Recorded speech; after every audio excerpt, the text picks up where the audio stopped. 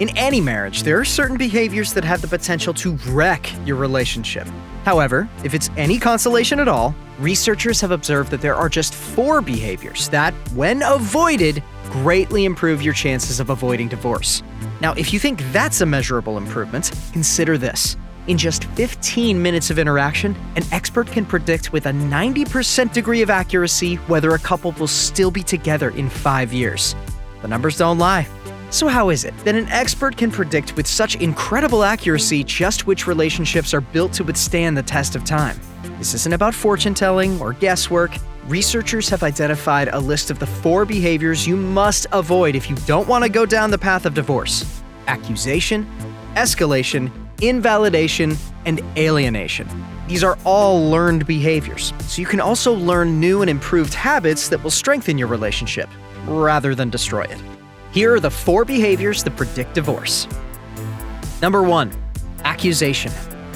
Simply put, one of the absolute kisses of death in a marriage is the tendency to assign blame or make accusations towards your partner, especially when you don't know all the facts. It's as fundamental as asking a question rather than making a statement, or worse, an accusation. It's about asking, "Honey, did you make a purchase I didn't know about?" instead of saying, "The account is overdrawn again. What did you buy this time?" If you want to have a quality, loving relationship, learn to give your spouse the benefit of the doubt and always assume the best rather than the worst. When you're a graceful person who treats others fairly and respectfully, even when they occasionally make a mistake, it creates a desire in them to be even better and to justify your faith. People will often rise or fall to the exact level of your expectations, so it's a great idea to check in on these if you see a problem arising. Number 2. Escalation. Human emotions under pressure tend to do one of 2 things. They either spiral upward or they spiral downward. In that way, this habit is somewhat closely aligned with blaming behaviors. Someone who habitually escalates a disagreement is more interested in deflecting and defending their own position and assigning blame to another party.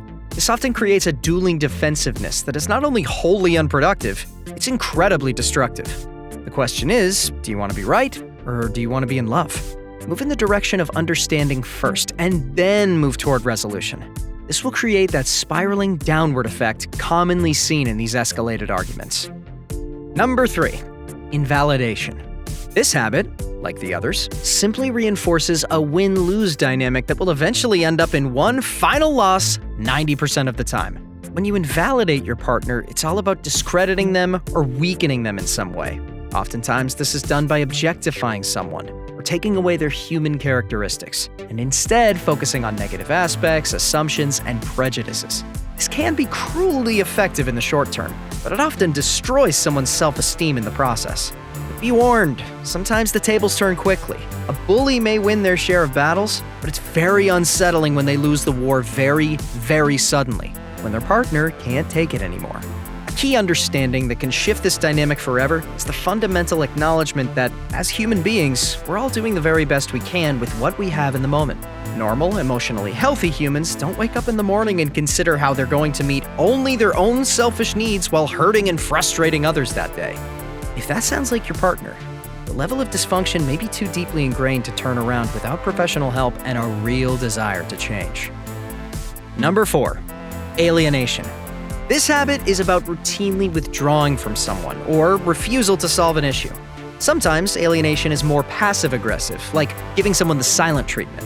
Other times, it's more overt, like slamming the door and leaving, which gives your partner the uncertainty of abandonment. The one common theme is that it's a controlling mechanism designed to manipulate your partner and take power back, or at least the illusion of it. If you want your relationship to stand the test of time, it's up to you to steer it in the direction you want it to go. That means resolving issues and committing to meeting one another's needs. To survive the challenges, you must work together as a team to craft win-win situations for your mutual benefit. Do you see yourself or your relationship in any of these scenarios? Let us know in the comments your methods for getting through these toxic situations. Be sure to hit the like button below and subscribe to YourTango for more helpful and insightful relationship content.